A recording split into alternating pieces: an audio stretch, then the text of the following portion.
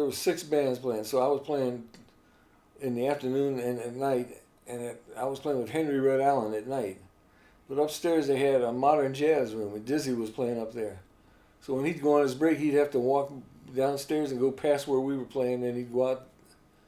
And so a friend of mine in Florida called me and said, "Man, did you see the International Musician magazine?" He said, "Why?" "Dizzy Gillespie's talking about you." And so he's, according to him, they had asked Dizzy if he had heard any young musicians that he was impressed with, and he mentioned me. When I came back to New York, Milt booked me in the Embers. There used to be the Embers East. We were the house trio. We played there, and they'd bring the headliners in, and we'd play in the intermission. And so this one week, Dizzy was playing there. But I remember he was sitting at a table on his break, and I was playing, and he looked up and mouthed the words. The next day, I got a call from Dizzy. He said, "Meet me at the Union. I want to talk to you about something." And so I went down to local 802, and he said, "When I get back from Europe, I'm going to need a pianist." And I said, "You got one?" I didn't even ask him how much I was going to get. I just grabbed the gig. You know? So that's how it started with Dizzy. I felt like I died and went to heaven, because it was like a tremendous learning experience for me. And I should tell people that if I was Dizzy, I would have fired me, because I couldn't play on the level he was playing when I first went with him. But I guess he saw some kind of potential in me. He used to always say, I know it's coming, I know it's coming.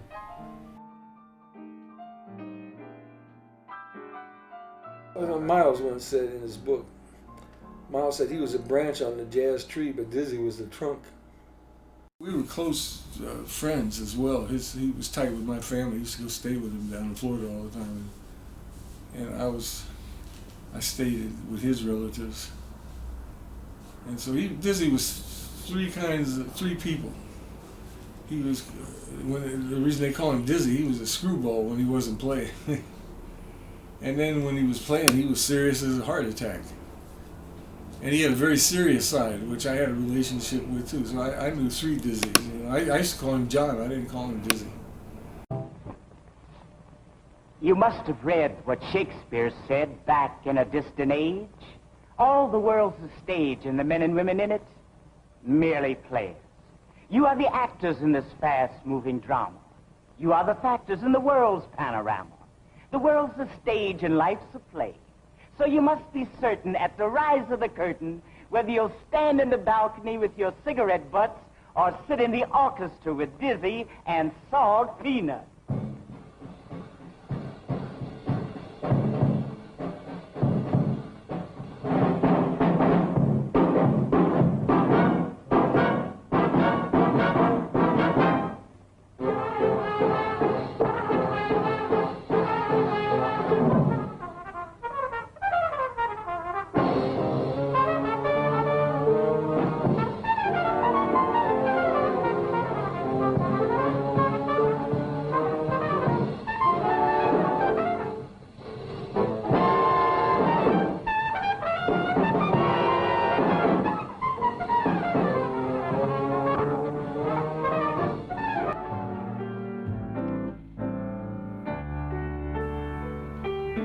Devastated by his death, even though I knew it was coming.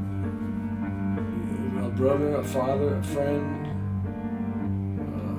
I took it very hard. It was very hard for me when he passed.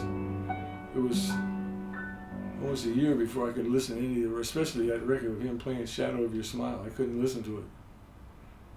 And those days that I was going over when he was dying, just the 2 of us, I recorded all that. So I have those recordings. And see, a lot of times I'd play with Dizzy in his house, just he and I. We used to practice together. He'd want to keep his chops up if he had some time off, so I'd go and we'd play, you know. And those were like some of the most deep learning experiences I've ever had in my life, you know. Feature composition by a brilliant young pianist here, Mike Longo, and it's called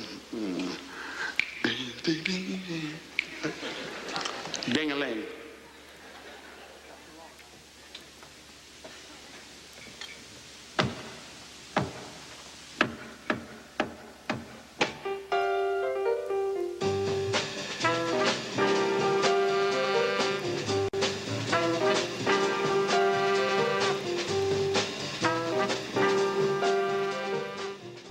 I get musical visits from him a lot, you know. I can sense it, you know. To have been living in that reflective glory, if you want to call it, had a profound influence on me, and so to whatever degree I absorbed it, I'm able to pass it on to other players. I think everyone starting with Mike is in apprenticeship with Mike, and it's a concept he strongly believes in. It really disappeared in jazz. Apprenticeship these days is most of the time is a college, and it's not the real apprenticeship, because even though you're in touch with a lot of different teachers, apprenticeship in the old days was you go on the road with Miles Davis, you go on the road with Dizzy Gillespie, you were playing with Charlie Parker on a night-to-night basis.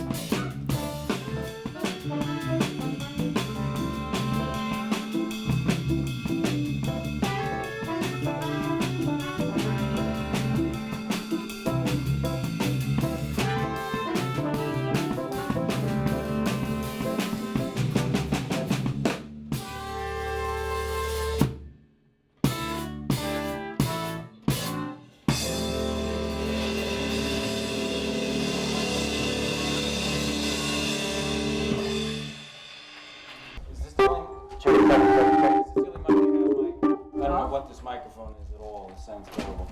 Is it the only mic you have? There's not even a name on this mic. I mean, the switch is on, off, it doesn't work. Something's wrong with it. Look underneath, I think it says Kenny G on it. Hello, what's wrong with that, man? Just because it's... Put some bass on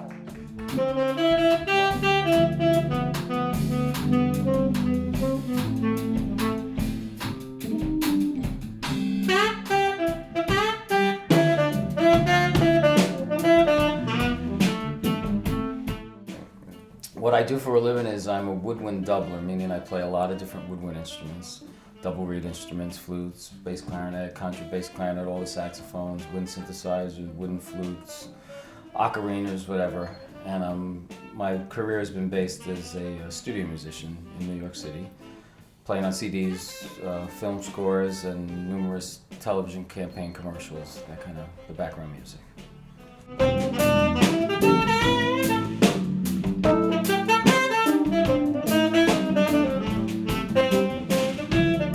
I met Mike through a friend of mine who was taking piano lessons. So she couldn't always make the lessons because of her professional schedule. So she called me up one time and said, "Bob, you want to make this lesson? Because I already paid for it. And it's with this guy, Mike Longo." And I said, "Well, what's the deal? Who's Mike Longo?" He goes, "Oh, he's this great jazz piano player, you know? I don't know, you play jazz, just go take the lesson."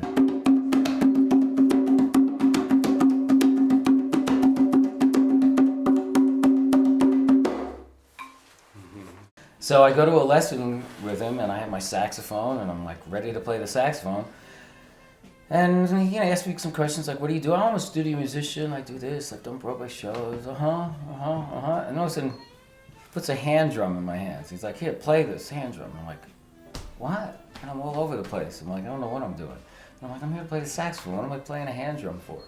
So he just took me and started to guide me down this journey and this vision of how to go about being creative in jazz and not just playing licks and lines and stuff and to impress.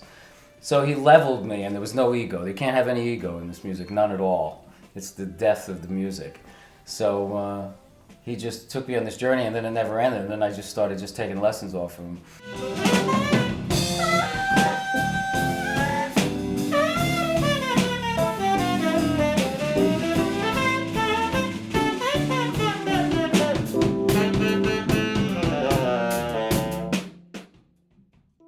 I didn't realize it, but he's really made me quite aware of how that system of apprenticeship is broken down. You know, he was a young cat when he met Dizzy. I think he was like 24. And then Dizzy took him under his wing. He would tell stories about like Dizzy giving him a little note on stage, like something would have a rhythm. And he'd hand it to him, and he'd look at it, and like he wasn't even sure what it totally meant. And he says then it would be years he'd be figuring it out, you know, and just feeding him. And he said Dizzy, just by the mastery of his musicianship, would play things and draw him in. Mike was always amazingly talented.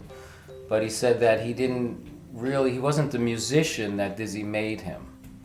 He was always a great player, but if he played with just his own peers that were on his level, that everybody played great, but they were doing their own thing. Whereas Dizzy was this master that would draw the best out of you. He'd look at you, say yeah, encourage you, verbally, non-verbally, just visually, his spirit, everything about him.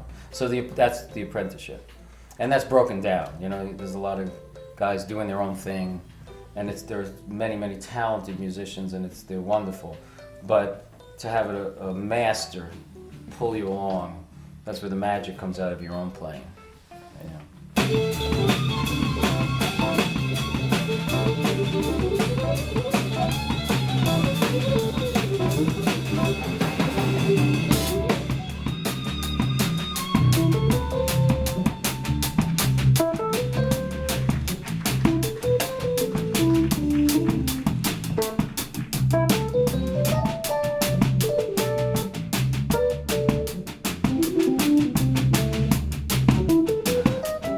Unfortunately, Mike isn't as known as he should be, and I want to see him, especially in his lifetime, get his due, because what he offers, I really believe, is this genuine spirit of jazz. Mike's absolutely one of the most unique people I've ever met, and the one quality I love about him is that he's played with the greatest musicians in the world, but yet whoever he's on the bandstand with, that's the most important thing there is at that time. And he gives you this complete devotion and support, and he's like, play. And he looks at you as if you're Dizzy or Sonny Stitt or Cannonball Adderley, and he's rooting for you and loving you to play the best you can play. And it's an outstanding quality. His contribution to the music is more than the music. It's larger than the music. The music has a life of its own. And what he wants to do is help every musician find this magic, this life, this essence, this quality that is ongoing, that has an eternal quality.